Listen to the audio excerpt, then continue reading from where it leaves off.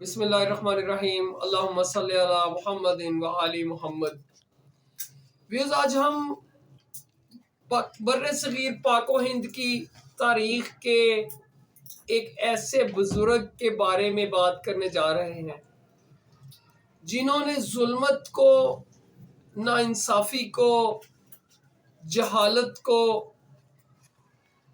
اتنی جڑ سے ختم کیا کہ ہم اور آپ اور آج کے علماء اکرام اور آج کے جو مبلغان دین ہیں شاید سوچ بھی نہیں سکتے۔ اور انہوں نے کس انداز سے پیش کیا اور کس انداز میں انہوں نے لوگوں کو اپنی طرف مائل کیا، کمال کی بات ہے۔ بر صغیر پاک و ہند میں محفل سماع کو متعارف کروانے والے محترم حضرت خواجہ معین الدین چشتی اجمیری رحمکم اللہ علیہ کا نام لینا باعث عزت، باعث افتخار سمجھتا ہوں۔ میں نے جوں ان کی تاریخ پڑھی، میں نے جوں ان کے بارے میں کتابوں کے اندر تحقیق کی، ایسے لگا جیسے میرے جسم کے اندر اور میری روح کے اندر ان کی محبت اور ان کا پیار اور ان کی شخصیت اترتی جا رہی ہے۔ آپ کا شجرہ نسب حضرت امام حسین بن علی المرتضی کرم اللہ وجہہ کریم سے ملتا ہے۔ آپ کا نام حضرت امام حسین کی نسبت سے اور حسن کی نسبت سے حسن رکھا گیا، لیکن آپ اپنے القابات سے، معین الدین کے نام سے، خواجہ غریب نواز کے نام سے، سلطان الہند کے نام سے پوری دنیا میں جانے پہچانے جاتے ہیں۔ آپ کے والد سید غیاث الدین ہیں۔ آپ نے نوجوانی کے دور میں ہی آپ کے والد کا سایہ آپ کے سر سے اٹھ گیا۔ اسی دوران معروف بزرگ اور مجذوب ابراہیم قندوزی رحمکم اللہ کی توجہ اور طلب حق کا جذبہ آپ کے اندر پیدا ہوا اور خواجہ معین الدین حصول علم کے لیے وطن کو خیر آباد کہہ کر سمرقند اور پھر بخارا پہنچ گئے، جہاں قرآن کریم حفظ کیا اور دنیاوی اور دینی علوم سے پیاس بجھائی۔ سمرقند سے نکل کر عراق کی جانب خواجہ معین الدین روانہ ہوئے، جہاں میشا پور کے قریب معروف بزرگ حضرت عثمان ہارونی کی خدمت میں حاضر ہو کر شرف بیعت حاصل کیا۔ 20 سال تک سلوک اور طریقت کی منازل طے کرتے ہوئے حضرت عثمان ہارونی نے مکہ مکرمہ میں آپ کو خرقہ خلافت پیش کیا اور نبی کریم صلی اللہ علیہ وسلم کے سامنے اللہ رب العزت کے حضور دعا فرمائی اور نبی کریم صلی اللہ علیہ وآلہ وسلم کی جانب سے آپ کو خلافت ہند عطا کی گئی اور حکم ہوا کہ وہاں دین کی خدمت بجا لائیں، جس کے بعد آپ حکم نبوی صلی اللہ علیہ وسلم کی تعمیر کرتے ہوئے ہندوستان کی جانب روانہ ہوئے۔ اس سفر کے دوران آپ کی ملاقات سلسلہ قادریہ کے بانی حضرت عبد القادر جیلانی رحمۃ اللہ سے ہوئی۔ کچھ عرصہ آپ ہرات میں حضرت شیخ عبداللہ کی خانقاہ پر بھی قیام پذیر رہے، پھر غزنی کے راستے لاہور تشریف لائے اور حضرت داتا گنج بخش رحمکم اللہ کے مزار پر حاضری دی اور کچھ عرصہ وہاں قیام کیا۔ گنج بخش فیض عالم مظہر نور خدا، ناکسارا پیر کامل، کامل آرا رہنما۔ آپ 573 ہجری کے بعد سلطان شہاب الدین کے اجمیر پر حملے کے بعد اجمیر میں تشریف لائے۔ اجمیر اس وقت راجپوت طاقتوں کا بہت بڑا گڑھ تھا۔ راجہ پتھورا کے نمائندوں نے آپ سے زبردست ٹکر لی، بڑی مزاحمت ہوئی، اور جب وہ خود آپ کے مقابلے میں بے بس اور لاچار رہا تو اس نے جوگیوں اور جادوگروں کو آپ کے مقابلے میں لایا۔ لیکن خواجہ صاحب کو اللہ نے علم روحانیت سے بہت طاقتور کر دیا تھا، یہاں تک کہ جادو سادھو رام، رے اجے پال اور حاکم سر سبز جیسے ظالم اور سرکش جادوگر بھی کچھ عرصہ بعد آپ کے مریدین میں شامل ہو گئے، حتیٰ کہ پرتھوی راج کے ایک بیٹے نے بھی حضور اقدس صلی اللہ علیہ وسلم کے دین کو اپنے گلے میں ڈال لیا۔ آپ کے فیضان اور اسلام کو پھیلتا ہوا دیکھتے ہوئے راجا نے آپ کو اجمیر سے نکلنے کا حکم دیا۔ جب اس نے آپ کو نکلنے کا حکم دیا تو آپ نے صرف اتنے الفاظ کہے، ہم نے اسے فارغ کر دیا اور نکال دیا۔ پھر کچھ عرصے بعد سلطان شہاب الدین نے غوری پتھورا کے خلاف جنگ کی اور تیسرے حملے کے دوران پتھورا ان کے قابو میں آ گیا اور واصل جہنم ہو گیا۔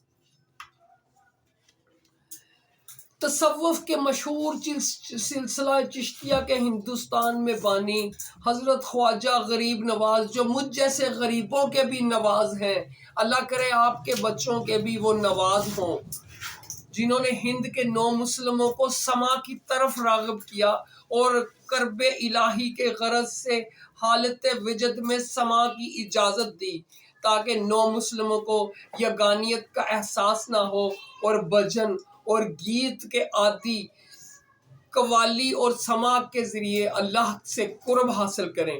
خواجہ معین الدین چشتی رحمکم اللہ ایک ہی وقت میں معلم، مبلغ، روحانی پیشوا اور صاحب کرامات بزرگ تھے، جنہوں نے اپنے مریدین اور خلفاء کی ایک ایسی مضبوط جماعت تیار کی جس نے پاک و ہند کے کونے کونے میں دین کے فروغ اور خدمت کا فریضہ سر انجام دیا۔ دلی میں آپ کے خلیفہ حضرت خواجہ قطب الدین بختیار کاکی رحمۃ اللہ علیہ ہے، پاک پتن میں آپ کے خلیفہ حضرت خواجہ بابا فرید الدین گنج شکر رحمۃ اللہ ہے، اور ناگور میں قاضی حمید الدین ناگوری اور خانسی میں حضرت جمال الدین خانسی تھے، اور سب سے آگے ناگور میں قاضی حمید الدین ناگوری اور خانسی میں شیخ جمال الدین خانسی رحمۃ اللہ ہے، اور سب سے آگے خلفاء میں حضرت نظام الدین اولیاء اور حضرت علاء الدین صابر کلیری نے بھی دین کی فروغ میں اہم کردار ادا کیا اور سلسلہ چشتیہ کی معمولی اختلافات کے ساتھ الگ الگ شاخیں قائم کی۔ سلطان الہند حضرت خواجہ معین الدین چشتی اجمیری رحمۃ اللہ کا فیضان نہ صرف ہندوستان بلکہ پوری دنیا میں پھیلا ہوا ہے۔ ان کی تبلیغ اور کرامات کی وجہ سے لاکھوں لوگ مسلمان ہوئے۔ آپ کے علم و فضل اور تعلیمات کا فیض آج بھی جاری ہے۔ ابو الفضل آئین اکبری میں لکھتا ہے، آپ اجمیر شریف میں گوشہ نشین ہوئے اور ہدایت کے بے شمار چراغ روشن کیے۔ آپ کے فیض سے لوگوں کی بڑی لوگوں سے ظاہر ہوتا ہے کہ حضرت خواجہ معین الدین کی زندگی بڑی سادہ تھی۔ ہندوستان کی سب سے بڑی روحانی، سماجی اور فلاحی انقلاب کا یہ بانی ایک چھوٹی سی جھونپڑی میں نہایت سادگی کے ساتھ زندگی بسر کرتے اور اکثر اوقات روزے میں رہتے۔ حضرت خواجہ معین الدین چشتی نے کوئی مستقل کتاب نہیں چھوڑی۔ خواجہ معین الدین کی زندگی اللہ اور اللہ کے رسول سے محبت اور قرآن پاک سے محبت سے لگاؤ میں گزری۔ آپ کے چند اشعار، در جانے جو کرو منزل جانان ما محمد، صد در کشاد دل از جان ما محمد، از درد زخم اسیان ما رچا غم چو ساد، از مرہم شفاعت درمان ما محمد، مستفرق گناہیم ہر چند ازر خواہیم، مرمردائے چو کیاہیم باران ما محمد، ما طلب خدایم بر دین ما صفا، بردش گدایم سلطان ما محمد صلی اللہ علیہ وسلم، اور جس کا ترجمہ ہے، جس سے میرے محبوب میرے محمد نے میرے دل میں گھر کیا، میری جان و دل میں سینکڑوں دروازے محبوب کی وجہ سے کھل گئے۔ جی ہاں، ख्वाजा गरीब नवाज के नज़दीक सालक को हर किस्म के इखलाक का हामिल होना चाहिए। शरीयत की पाबंदी को लाजमी समझते हुए सदरी हैसियत से इखलाक की तकमील एक सालक के लिए किरदार शरीयत का पाबंद, जब इससे कोई बात खिलाफ शरीयत सरजद ना होगी तो वो दूसरे मकाम पर पहुंचेगा। हाँ जी व्यूअर्स, जिसका नाम तरीकत है, और जब उसमें साबित कदम रहेगा तो मार्फत के दर्जात तक पहुंचेगा, और जब उसमें भी पूरा उतरेगा तो हकीकत का दर्जा पाएगा, जिसके बाद अल्लाह से जो डिमांड करेगा, जो मांगेगा, अल्लाह उसे अता करेगा। आपके फरमुदात में सबसे पहली बात नमाज के बारे में है। आप फरमाते हैं नमाज बंदों के लिए खुदा की अमानत है, बस बंदों को चाहिए कि इसका हक अदा करें, इसमें कोई खयानत ना करें। नमाज एक राज है जो बंदा अपने परवरदिगार से कहता है। क़यामत के रोज सबसे पहले नमाज का हिसाब लिया जाएगा। जो इंसान भूखे को खाना खिलाता है, अल्लाह उसके जहन्नम के 7 पर्दे, उसके और जहन्नम के दरमियान 7 पर्दे अल्लाह रब्बुल इज्जत बना देता है।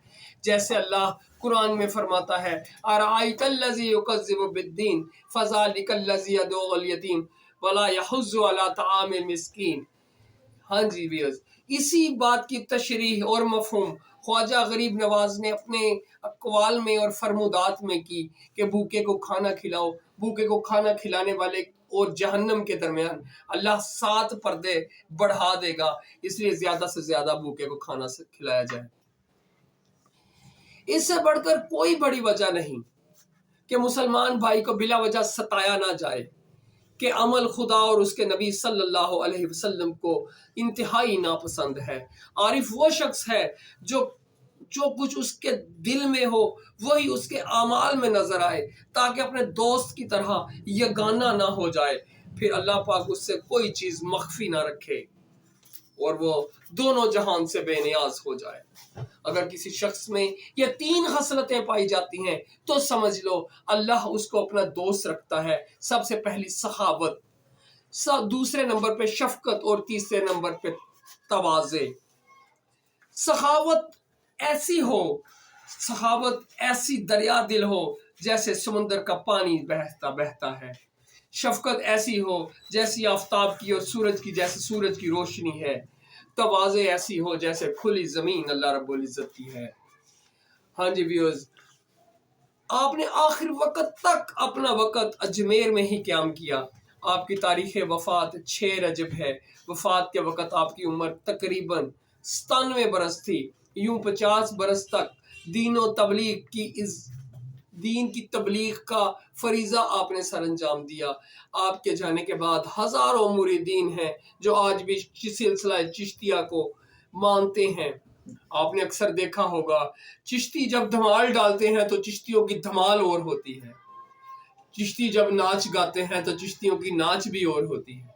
मैंने कुछ दिन पहले यहाँ एक हमारे पास बुजुर्ग हैं, उनके यहाँ समा की महफिल थी, वो अटेंड करने का शरफ हासिल हुआ। चिश्तियों की महफिल में जाने का भी मज़ा और है और बैठने का भी मज़ा और है। व्यूअर्स, मेरी वीडियो पसंद आए तो इसे ज़रूर लाइक कीजिएगा, दोस्तों के साथ शेयर कीजिएगा और मेरे चैनल को सब्सक्राइब कीजिएगा। आपका बहुत बहुत शुक्रिया। अपने होस्ट कामरान खलील को इजाज़त दीजिए। अल्लाह हाफ़िज़।